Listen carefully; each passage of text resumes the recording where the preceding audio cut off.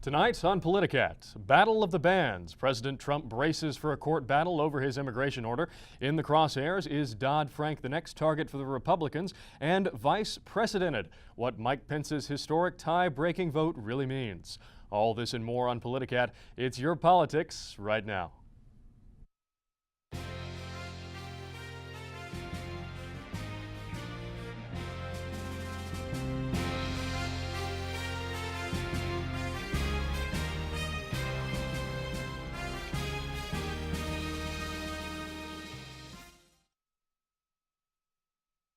And now for today's headlines.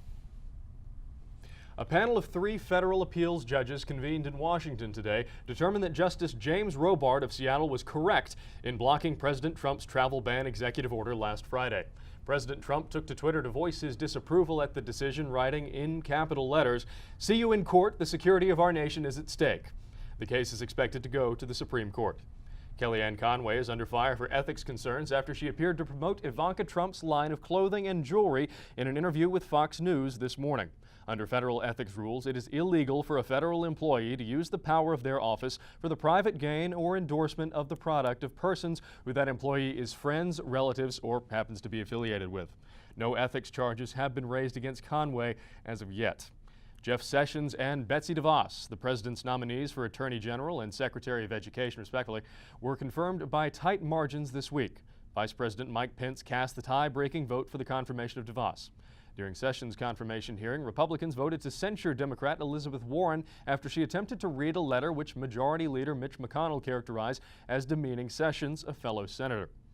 In other news, Harold Martin III, a former government contractor with the security firm Booz Allen Hamilton, was indicted on Wednesday for allegedly stealing around 50 terabytes of highly classified information from the NSA. It is not yet clear what his motives are or what he did with those stolen files. Arguments around President Trump's immigration executive order continued, this time in a federal appellate court.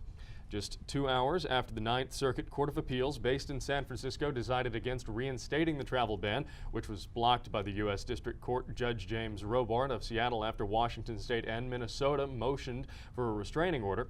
Robart's decision temporarily halted the travel ban until the Department of Justice requested an emergency stay that could temporarily stop a judicial proceeding through the order of a court. The appellate court denied the Trump administration's request to immediately reject Robart's ruling. President Trump then tweeted that Robart crossed the line, separating the executive from the judiciary. He also called Robart, quote, a so-called judge, and his ruling, quote, ridiculous and will be overturned. However, it was not Robart's ruling that was overturned. Even though the Department of Justice filed a motion with the Ninth Circuit Court of Appeals requesting the travel ban to be resumed, the panel of 3 judges finally decided this afternoon to decline the reinstatement of the ban. Now, let's go to our panel.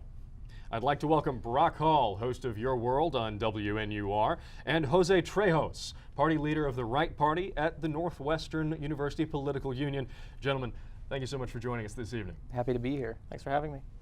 So getting started, what were the main points of contention in court? What were the arguments, Brock? So basically, the state of Washington sued the Trump administration because it said that there were citizens in the state of Washington that worked for corporations such as Amazon and went to universities that were immigrants from these countries that Trump banned immigrants from, and they had family members that wanted to come in, and this was bad for the entire state of Washington for a litany of reasons. And So Judge Robart issued a temporary restraining order saying, before we can decide this case, we're just going to say that the ban is not happening right now, just so we can decide whether it's legal or not before we actually do it. And then Trump appealed to the Ninth Circuit Court, and they said, well, we're not going to give a stay on that temporary restraining order because we don't think there's immediate injury to the United States government or anyone in the United States if we don't put this ban in place immediately. So they're actually going to go back to the original court, Judge Robart, and argue whether it's legal or not, and then whoever loses that will appeal back to the Ninth Circuit, and if whoever wants to appeal after that will go to the Supreme Court. So it could be a while before this goes to the Supreme Court. And the Trump administration is going to argue that Trump is acting at the apex of his executive power and that he has the power to limit immigration or have no immigration at all from certain countries if he wants to. Yeah, interesting. Now, after the ruling was announced today, the State Department has confirmed that people from the 7 banned countries can now travel to the U.S. freely as long as they have a valid visa. Now, was this ruling surprising, Jose? I would say that this ruling was very surprising in the fact that I would say that the legal case that people have suing the Trump administration for this order is rather shaky, and I was kind of expecting the trial to go his way, which is not to say that I support the order, but I think that from a legal perspective, it doesn't have much to say. It is true that Trump is basically accusing Trump is relying on the fact that he has ample precedent for banning people from countries. President Carter banned immigration from Iran for a short while, being terrorism. President Bush banned immigration from countries like Saudi Arabia, but countries from the Muslim world after 9/11 because he feared that there would be another wave. And that kind of thing is definitely within presidents. The fact is that Washington and other states don't really have any particular way to claim that they're asserting them personally. So it was hard to argue that that they were sustaining personal injury. So it was interesting to see how despite that, the Ninth Circuit Court of Appeals decided to stay this and move to the Supreme Court.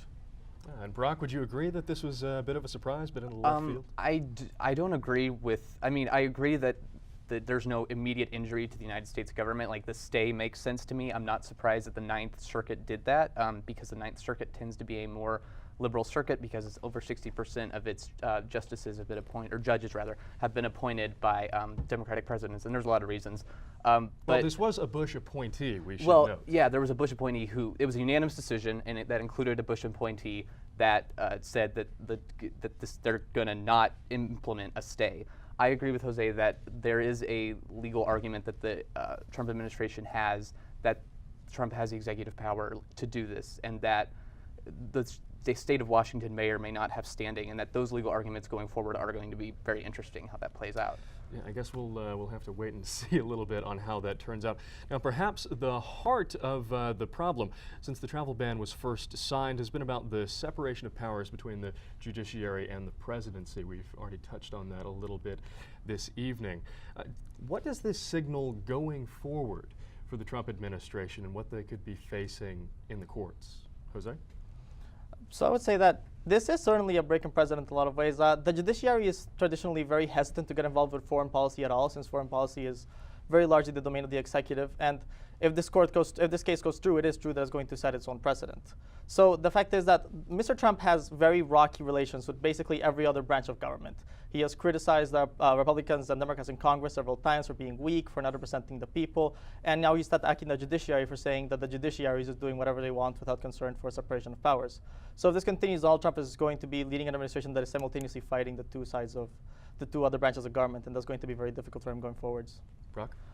There is some concern from folks on the left that if the courts were to have a ruling that comes down that President Trump may be interested in not following that ruling. There's been one president in particular that refused to do that. That was President Jackson. And President Trump has a portrait of President Jackson hanging in his Oval Office. So that's something to think about. And there's also a question of if the court decides that the president does not have the executive power to limit immigration from certain countries, does the legislative branch have the power to do that? Do the courts have the power to do that? If no branches have the power to do that, is the United States a sovereign country? I think is the next question. So I think there's like a certain, this is a very interesting question that the Trump administration has brought up with this ban that could have very far-reaching implications. Okay, interesting. And obviously something that the Trump administration is really known for is their use of social media. You could call it non-conventional in many ways. What effect do you see this having on judicial rulings? Jose? So in part, I think that Trump's tweeting after the judge was probably a very foolish decision. It cast the judiciary against him from the start. And as I was saying, it's going to make relations with the judiciary branch rocky going onwards. That being said, that I don't think it really has a lot of significance per se. The fact is that even if Donald Trump questions the validity of the ruling personally, the fact that he's still obeying it. So far, there's still no questioning of the fact that he's going to end up following it until the judiciary lets it go. So I don't think the tweets are really anything more than just a side bit of entertainment the way they usually are. Brock? It's very unusual. It's unprecedented, I would say, not completely unprecedented for a president to say that I disagree with this certain ruling. Presidents have done that for a long time. No, it's not. It's not unprecedented for a president to say, I personally disagree with the Pretty ruling. much every single court, pretty much every single case the Supreme Court ever tackles is a president weighing in on it. Citizens United was criticized immediately by Obama. No, that's all what of I'm the agreeing mandates with going you. after Obama. Yeah, I agree that in his State of the Union address, Obama said that I don't personally agree with Citizens United, but I'm going to follow it because that's what the president does. So I would say that I think it was kind of tacky to say it exactly what President Trump said, but I mean. Well, I guess like so much else in this administration, we'll just have to wait and see. And once this kicks up at the Supreme Court, who knows? And after the break, we'll bring you more. Stay tuned. At Northwestern, we're Wildcats in every way.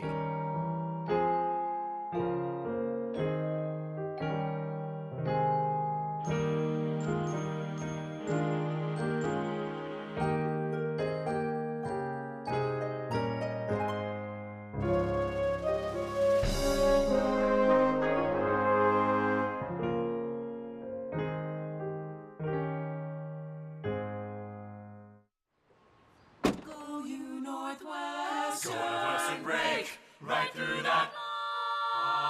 With our colors flying, we will cheer you all the go. Go you Northwestern, fight for victory, sweet victory, for the fame of our fair name, and go Northwestern, win that game. Go Cats! Welcome back. Now, deregulation has been one of the Trump administration's major rallying cries. In addition to signing an executive order that theoretically requires 2 regulations be repealed for every new one passed, President Trump has set his sights on the Dodd-Frank Act. The sweeping package of regulations passed in the wake of the 2008 financial crisis created a consumer protection agency, placed limits on mortgage practices and derivatives trading, and executive compensation, amongst many, many other things. Opinion on the law has been sharply divided. Conservatives argue it's a jobs killer that makes it harder for banks to loan money. Trump famously tweeted about that a few months ago. Liberals counter that it provides necessary consumer protection and restricts banks from the sorts of practices that led to the 2008 crash. Mr. Trump has called the law a disaster and promised to do a, quote, big number on it. However, this is the one thing that the president can't just sign away with his pen. Republicans in Congress have been sharply divided over what exactly to do with the law, and they may put it on the same slow track to reform as Obamacare seems to be on. And for more on that, we now turn back to our panel. Now, first things first, the Trump administration has faced a lot of pushback on this. This is a law that a lot of people see as really important, really necessary. And the Democrats are really keen to keep these rules in place. So when are we likely to see action on this, Brock? I don't think that the Republican Congress has currently made this one of their priorities right now, even though that the Trump administration has been moving in certain ways on this issue. The Democrats in Congress obviously are going to oppose it at every turn, and it would have, overturning Dodd-Frank specifically would have a large pushback in the Senate and would have to beat the 60-vote filibuster, and I don't see that happening with 48 Democrats or Democratic caucus in the Senate. Jose? Yeah, so the Trump administration has signaled in other laws, I think Obamacare is the most prominent, that he doesn't want to repeal things until he has a replacement ready. That was his policy with Obamacare, and I expect it to continue here. Since this doesn't seem to be a priority right now for the Trump administration, I think right now they're focusing on passing the executive order through the courts. I would agree with Brock that there's unlikely to see something that while this is something we're not going to see action on very soon, it's going to be very important when we do. And what are we likely to see once they get around to it? So there are two directions that a repeal bill could take for Dodd-Frank. So Dodd-Frank, like any other financial reform, is filled with trade-offs and it's filled with inefficiencies. Banks have to pay a lot of money just to be able to understand the legal burden is Dodd-Frank. It's literally thousands of laws that they need to follow, and they need to spend millions of dollars every year following them. So it is important, and it's definitely very possible to look at the law, look at the parts that are worth less in terms of safety for the amount of money that they make the economy spend, and try to abolish those. And trying to clean up Dodd-Frank like that, perhaps strengthening the better parts, would be a significant improvement among the law that could potentially even be bipartisan.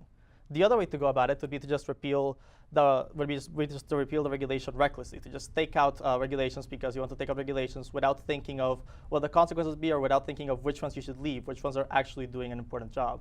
And if Trump takes a second path, then that would be very a lot more risky for the economy in the long run. Brock, quickly. I agree with that, and I think this is very similar to Obamacare, also in the fact that there are people on the right that think that it is there's too many regulations in the law, and there are people on the left that think it doesn't go far enough, that the big banks should be completely broken up, and there should be much stricter enforcement on Wall Street.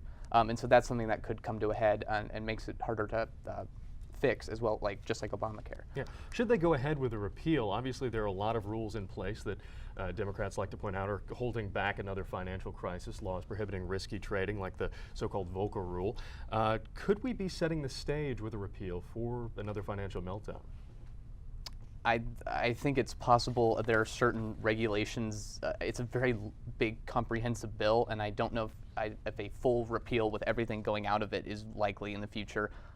There are certain things that can be fixed with it, but yeah, I think that's a possibility. Another financial meltdown with absolutely very few regulations is a possibility. Yeah, I would point out that. So you mentioned the Volcker rule is one of those rules. I would point out the Volcker rule. It costs the 7 biggest banks $400 million to enforce it, and this is something that costs less the bigger you are. So it is very clear to see that every single rule that Trump can abolish is going to grow the economy. That's just almost factual. And we've had a very weak recovery from the Depression. Lots of people voted for Trump, hoping that he would finally represent a break from what many people consider to be an ongoing depression. And the fact is that repealing rules as far as you can take it without hurting the economy is a good thing. It's all about trade-offs. It's all about how far you can go without leading to another recession, and we're going to see whether Trump is capable of walking that line properly, or if we're going to be seeing a pitfall in another direction. Okay, well, thank you very much, Jose. And stay tuned after the break. We'll be bringing you more, including an Evanston mayoral update. At Northwestern University, we are pioneering innovation and achieving excellence across every imaginable discipline.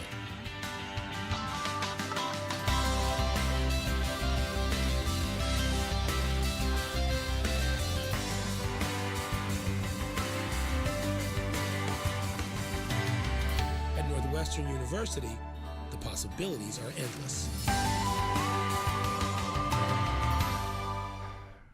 And shifting gears now from national to local politics, the 5 candidates for mayor of the city of Evanston convened at Northwestern University on Tuesday for a debate co-hosted by the Political Union and the Daily Northwestern. The candidates began the debate with a brief opening statement before discussing community issues like safety on Sheridan Road and city construction. They also fielded questions submitted by Northwestern students before the debate. Former City Supervisor Gary Gaspard, lawyer Jeffrey Smith, Alderman Brian Millier, businessman Steve Haggerty, and Alderman Mark Tindem are all vying for the mayor's seat. NU Political Union co-president David Gernon was impressed with the turnout from the greater Evanston community. It was good to see so much of the Evanston community come out. That's really something we worked on in terms of outreach, was making sure we did make it open to the Evanston community. I thought the event went well. Good questions, good answers. I hope it was informative for all the people who came. A primary will be held on February 28th. If any one of the candidates receives more than half the popular votes, they will become Evanston's next mayor. Otherwise, the top 2 candidates will compete in a runoff in April. Now, Senator Jeff Sessions, President Trump's pick for Attorney General, was confirmed yesterday by the Senate after a contentious hearing. On Tuesday, Betsy DeVos was confirmed as Secretary of Education. The vote on her confirmation came down to a tie, which was broken by Vice President Mike Pence, the first in U.S. Senate history. Senators Susan Collins of Maine and Lisa Murkowski of Alaska were the only 2 Republican senators to vote against the confirmation of DeVos. With these 2 votes, Donald Trump is still far from having his full cabinet confirmed, but the fight for 2 more of his controversial picks is over. For more, we'll turn now to our panel. Now, Republicans have been accusing the Democrats of obstructionism, and this has been a historically long confirmation process. Trump's cabinet is emptier at this point than the previous 4 presidents. So, Jose, is the president right in being frustrated at the Democrats for stalling the confirmation of DeVos and Sessions? Yes, I think the president is in this area almost 100% right in what he's saying. There are a lot of needs that that are very contentious, among them actually DeVos and Sessions, that they might merit closer scrutiny. But the Democrats have applied a policy where they're trying to hold back all of the nominees for as long as they can, questioning for as long as possible. And this is something that completely breaks tradition. Even back in the Obama years, I think Secretary Clinton, who is one of the people that the Republicans hate the most, she was passed with over 70 votes in a place where Democrats didn't have 60. radicals like, well, his Secretary of Labor, Tom Perez, was also passed with a massive majority, even though he was a left-wing radical. The fact is that Democrats are treating Trump, they're attacking him because they can. They're not picking targets that they feel are particularly outrageous. They're just hurting them as much as they can. One of these nominees is even, like, the VA secretary is straight up a leftover from the Obama administration, and he still got given the full treatment and delayed as much as possible. So I think that Trump is right to say that he's not being treated like a normal president. He's not being given normal procedure. They're attacking him as much as they can because they can, and that is something that it is a rare occasion where I think Trump has every right to be upset about it. Brock. Yeah, I think it's only fair to the president to have a vote on the nominees as quickly as possible, and see if they get voted up or down, and have that go through just like it should be for a Supreme Court pick. But I mean, I think there's a lot of things going on in the Senate right now that are basically like kind of stunts or campaigning by Democrats for future elections, perhaps, that are slowing down the process, and a lot of it feels like a big to-do about nothing. I think Democrats would be better suited to fight the policies once these cabinet picks are confirmed, because like Jeff Sessions was going to be confirmed, and even a Democrat, Joe Manchin, voted for Jeff Sessions, and his vote was just stalled because he had to vote for Betsy DeVos. And so like a lot of this is just not super important for policy. Well, Betsy DeVos's critics are already calling her unqualified and unprepared to lead our nation's schools. Now, they're citing a lack of experience in public education and support for school choice. But her supporters are saying that this is exactly why she's a good pick, that her outsider position could be exactly what this country needs to rejuvenate a school system that is failing millions of students. So, Brock, turning to you again, who's right? Betsy DeVos in that way is like Trump in that she's an outsider with no specific educational experience. In fact, I believe that she didn't go to public school and her children do not attend public school, which is a very interesting position for an education secretary to be in. But whether that makes her qualified or unqualified is up to the Senate to decide. Jose. So I would strongly push back against both of those assertions. First of all, like I feel attacking DeVos as the fact that she didn't go to public school is just mostly a publicity stunt. The fact is that most people who are in a position to be in politics, since that usually involves coming from a family of power just automatically, just tend not to have gone to public school, including the Obamas, including lots of people who have pursued aggressive education reform. And I would say that I wouldn't exactly call her unqualified. She's never occupied a position in government doing this kind of thing, but she's actually one of the most prominent activists on this issue on the right wing. And the fact is that the Secretary of Education is one of those positions that is most important, perhaps best suited to have someone like that, to have someone like an activist take power. The complex parts of being Secretary of Education mostly run themselves, and instead, Secretary of Education decides the course for the country's schools. I would bring up the fact that right now we have a public education system that lags behind the rest of the world, despite the fact that we spend more than almost any other country in the world. We have massive racial disparities and socioeconomic disparities within our system, and there's basically no sign of improvement after decades of attempted reforms. So having an activist that has spent her entire life fighting for a particular course of action that has barely been attempted and that's been successful in the places that it has is, I would say, actually a very good pick. I absolutely agree with him on that, and I think what's also interesting is that there have been some Democrats that have come out in favor of school choice, specifically Cory Booker, who voted against DeVos, and he actually spoke at an event that was sponsored by DeVos. That was an event that was sponsored by an organization that DeVos was with, which I find very interesting. Now, switching gears to Jeff Sessions. Now, he didn't have an easy time on the Senate floor either, with several Democrats questioning his support for civil rights, bringing up accusations of racism during his time as Attorney General of Alabama. Accusations which were enough to deny him a federal judgeship in 1986. Now, civil rights experts today are voicing concerns about his record on voting rights. Now, Brock, is there something to worry about here, or is this just making a mountain out of a molehill? I think it's interesting that Jeff Sessions' nomination in the 80s warranted a letter from Coretta Scott King, and that he's now being nominated for Attorney General. A lot of people have brought that up, and I think that was something that deserved to be heard on the Senate floor.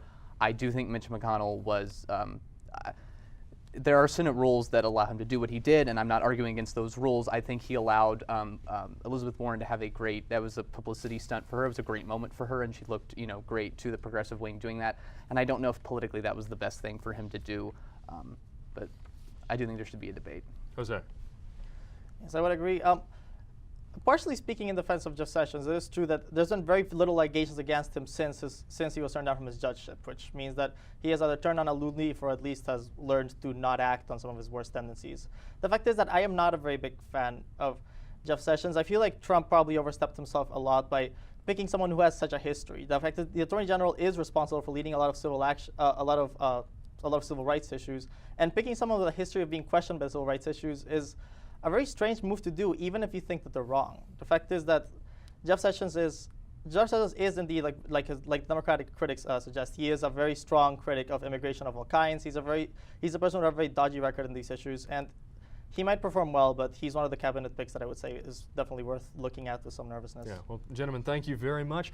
The next cabinet confirmations will be for the Secretary of Health and Human Services, Tom Price, on February 10th, and Treasury Secretary Stephen Mnuchin on February 11th. Both are expected to pass the vote without trouble, but as we've seen so far, nothing is off the table. And now for the final word. As a side note, the views expressed in this segment are not necessarily the views of Northwestern University or NNN. They are those of the Politicat staff. Now, it's been widely reported this week that a massive iceberg the size of Delaware is slowly breaking off from the Antarctic ice sheet. That's the largest such event we've seen in years. It provides a nice parallel with the Trump administration's break with environmental protections. Now, only a few short years after the Paris Climate Agreement, the first global progress on global warming in years, President Trump and the Republican Party have decided to ignore the overwhelming data that supports man-made climate change. Mr. Trump famously characterized climate change as a hoax made up by the Chinese. If that's the case, it's curious that the Chinese have recently taken several actions to increase their environmental protections. In other words, they're stepping into a leadership vacuum that Mr. Trump has created on the global stage. Backpedaling on environmental protection has become somewhat of a trend in this administration. Republican efforts to divest of large swaths of federal land are becoming more pronounced. Congress recently passed a law making it easier for the federal government to sell or give away public lands. And the Utah congressional delegation has been lobbying the Trump administration to get rid of one of America's newest national monuments, Bears Ears, which you see a picture of over my shoulder. Such an act would be unprecedented in the 110th year of the Antiquities Act, which grants presidents the power to set aside certain especially spectacular lands for public protection. Now, additionally, congressional Republicans introduced bills to abolish the EPA, gut clean air and water regulations, and massively pare back the Endangered Species Act. We'll have to wait and see where those go, but Mr. Trump campaigned on the slogan of Make America Great Again. He should realize that one of the things that makes America the greatest nation in the world are our public lands. On a trip to the Grand Canyon a few years ago, I remember hearing in a 5-minute span tourists from China, France, Mexico, Germany, and many, many more from around the U.S. All of those people recognize that in preserving places like the Grand Canyon, like the Smoky Mountains, like Bears Ears, that the U.S. is living up to the greatness that Mr. Trump seems so convinced that we've lost. Our public lands, our national parks, monuments, and forests are truly America's best idea. And that's our show for tonight, folks. Thank you to our guests, Brock Hall and José Trejos. I'm your host, Eric Miller, and you've been watching Politicat. Good night.